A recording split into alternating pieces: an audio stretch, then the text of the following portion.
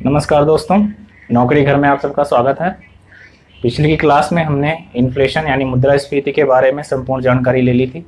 आज जो हमारा टॉपिक है वो है मॉनेटरी पॉलिसी यानी मौद्रिक नीतियाँ। तो मौद्रिक नीतियों के बारे में आज हम जानेंगे, तो शुरू करते हैं। तो सबसे पहले हम देखेंगे कि मौद्रिक नीतियाँ यानी मॉनेटरी पॉलिसी होती क्या है, मॉनेटरी पॉलिसी बनाता कौन है और इनका काम क्या होता है। तो मॉनेटरी पॉलिसी किसी भी देश की जो केंद्रीय बैंक होती है उसके द्वारा निर्मित की जाती है। जैसे हमारे यहाँ पे आरबीआई है, तो मॉनेटरी पॉलिसी, भारत की मॉनेटरी पॉलिसी आरबीआई निर्धारित करती है। मॉनेटरी पॉलिसी के उद्देश्य क्या होते हैं, ये क्यों बनाई जाती है, इसके कुछ उद्देश्य हैं। एक तो मुद्रास्फीति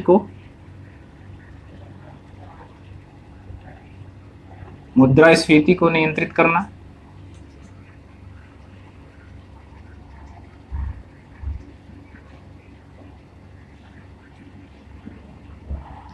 दूसरा है तरलता सुनिश्चित करना।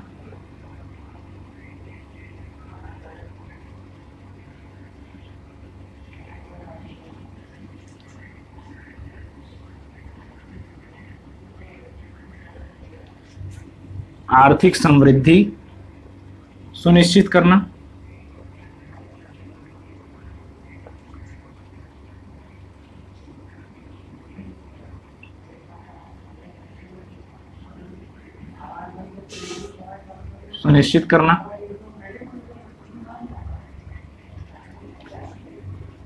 और बेरोजगारी नियंत्रित करना।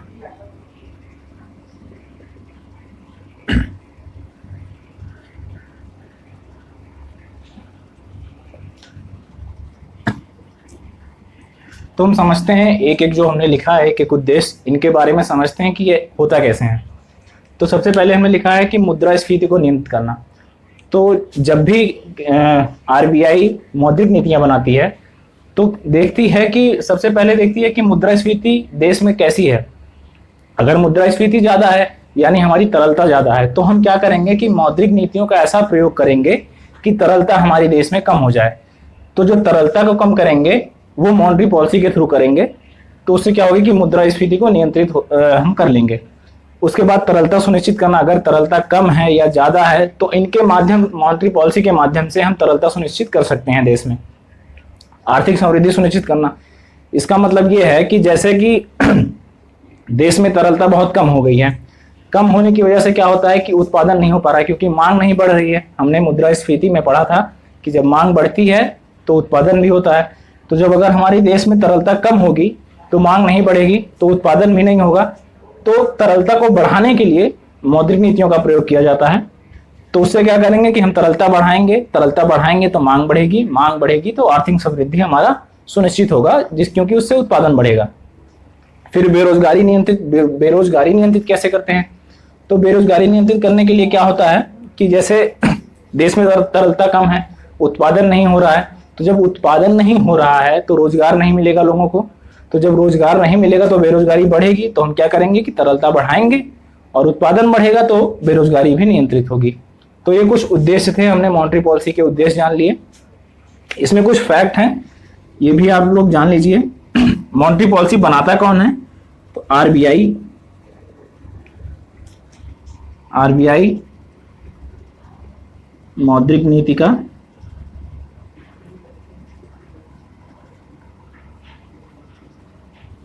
का निर्माण करती है।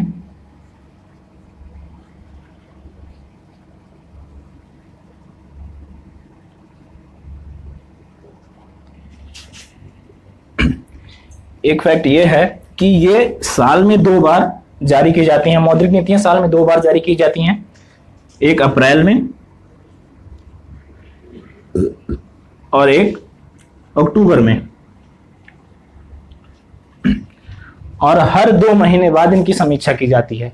जब भी मौद्रिक नीतियां जारी की जाएंगी तो उसके हर 2 महीने बाद उनकी समीक्षा की जाएगी, उनको देखा जाएगा कि वो सही रूप से कार्य कर रही हैं कि नहीं। तो एक फैक्ट ये है कि हर 2 महीने बाद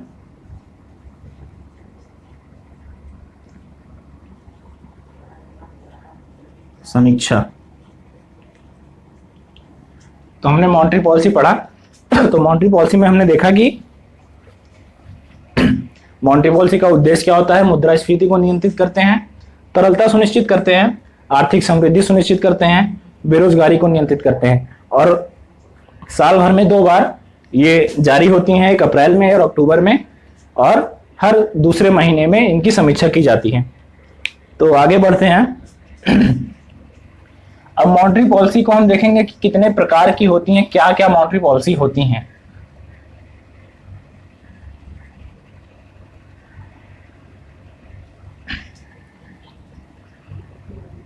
तो मॉनेटरी पॉलिसी 2 प्रकार की होती हैं। एक होती हैं पारंपरिक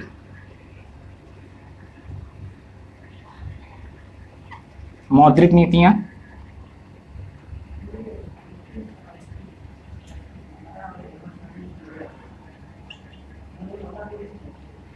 दूसरा होता है गैर पारंपरिक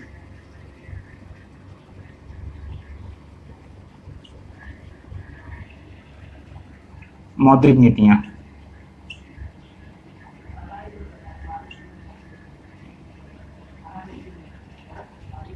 तो इसे इंग्लिश में ट्रेडिशनल मॉनेटरी पॉलिसी बोलते हैं, इसे नॉन ट्रेडिशनल मॉनेटरी पॉलिसी बोलते हैं। तो सबसे पहले जब भी हमें मॉनेटरी पॉलिसी का जो उद्देश्य है हमने पढ़ा, उस उद्देश्य की हमें किसी भी उद्देश्य की पूर्ति करनी होती है, तो सबसे पहले जो पारंपरिक मौद्रिक नीतियां यानी ट्रेडिशनल मौद्रिक नीतियां, पहले उनका प्रयोग करते हैं। अगर वो सफल नहीं रहती हैं तब हम गैर पारंपरिक पे आते हैं। तो सबसे पहले हम पारंपरिक देख लेते हैं, पारंपरिक कितने प्रकार की होती हैं। तो पारंपरिक मौद्रिक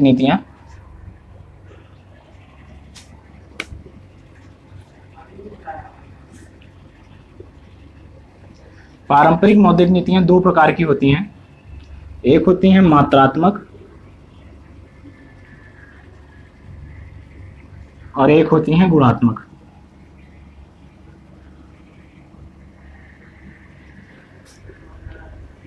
ये होता है क्वांटिटेटिव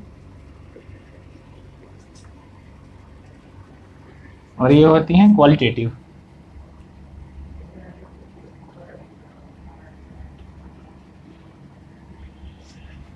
तो जैसे हमने ट्रेडिशनल और नॉन ट्रेडिशनल में देखा कि सबसे पहले हम ट्रेडिशनल का यूज करते हैं, अगर वो सफल नहीं रहती तो हम नॉन ट्रेडिशनल पे जाते हैं। तो पारंपरिक मौद्रिक नीतियों में भी क्या करते हैं, सबसे पहले हम मात्रात्मक नीतियों को अपनाते हैं, उसके बाद अगर ये नहीं सफल रहती हैं तो हम गुणात्मक में आते हैं। तो हम मात्रात्मक देखते हैं कि क्या है। मात्रात्मक में हम reserve ratio,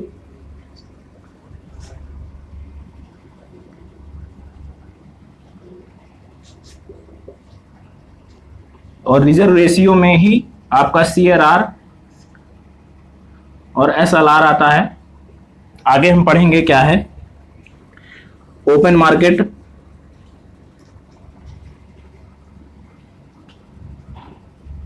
system,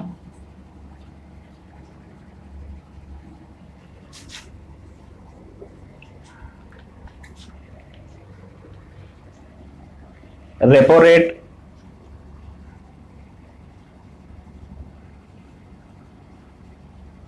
reverse repo rate,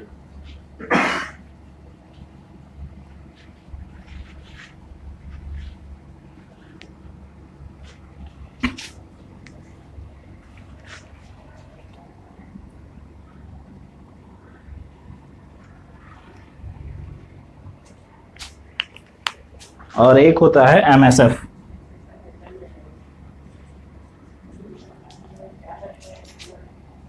MSF आगे हम देखेंगे इसकी फुल फॉर्म क्या है। तो अभी आप ये जाने रहिए कि ये सब सारी चीजें मात्रात्मक में आती हैं। तो हम इनका बारी बारी से अध्ययन करेंगे। उसके पहले जो है हम एक टर्म है उसके बारे में समझ लेते हैं, क्योंकि जब आगे हम इसको जानेंगे तो वो टर्म बार बार काम आएगी। तो हम उसको पहले समझ लेते हैं।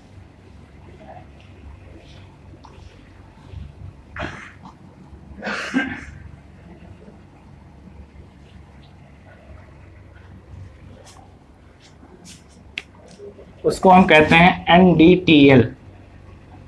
NDTL यानी नेट डिमांड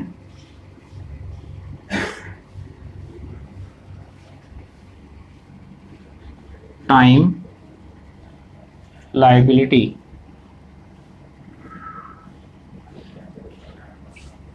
ये है क्या, इसके बारे में जानते हैं। एंड होगा यहाँ पे। तो net demand and time liability है क्या। कोई भी बैंक होती है, तो कोई भी बैंक जब रिजर्व रखती है या हम बैंक में जो डिपॉजिट करते हैं, जमा करते हैं, वो दो प्रकार के होते हैं। मांग देयता, जिसको हम हिंदी में मांग देयता बोलते हैं,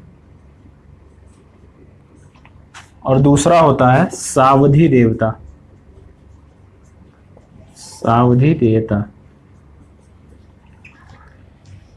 तो सावधि और मांग देयता क्या होता है। मांग देयता मतलब ये होता है कि ऐसा अकाउंट जब हम बैंक में खुलवाते हैं जिससे अगर हम कुछ डिपॉजिट करते हैं कुछ पैसे, तो हम उनको कभी भी निकाल सकते हैं, कभी भी निकाल सकते हैं। तो ऐसे कौन से अकाउंट होते हैं, जैसे हमारा करंट अकाउंट हुआ या सेविंग अकाउंट हुआ, सेविंग अकाउंट। तो ये सब मांग देयता में आते हैं। और सावधि देयता में, जिसको टाइम डिपॉजिट बोलते हैं,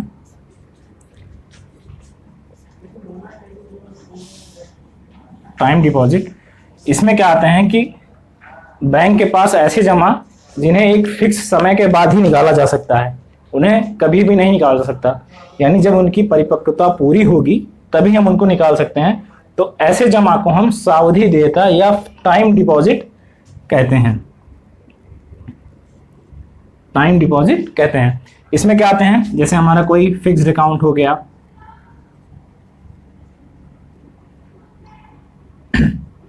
तो फिक्स्ड अकाउंट में क्या होता है कि हम जैसे 2 साल 5 साल या 10 साल बाद ही जो हमने जमा की है राशि, वो एक निश्चित ब्याज के साथ हम वापस लेते हैं, तो उसी को बोलते हैं फिक्स्ड अकाउंट। तो बैंक के पास दो प्रकार की जमा होती है, एक मांग देयता और सावधि देयता। तो यानी करंट अकाउंट होता है, एक फिक्स्ड अकाउंट होता है। तो इन दोनों अकाउंटों को मिला करके बैंक के पास जितनी जमा राशि होती है उसी को हम बोलते हैं net demand and time liability. तो आशा करता हूँ ये आपको समझ में आया होगा। तो आगे हम देखेंगे कि इसका यूज हम कैसे कैसे करते हैं CRR SR में, और जितने भी मौद्रिक नीतियों के जो हमने मात्रात्मक उपकरण पढ़े हैं उनसे हम देखेंगे कि इसका यूज कहाँ कहाँ पे होता है। तो आज के लिए इतना ही है, आगे की कक्षा में मिलते हैं। धन्यवाद।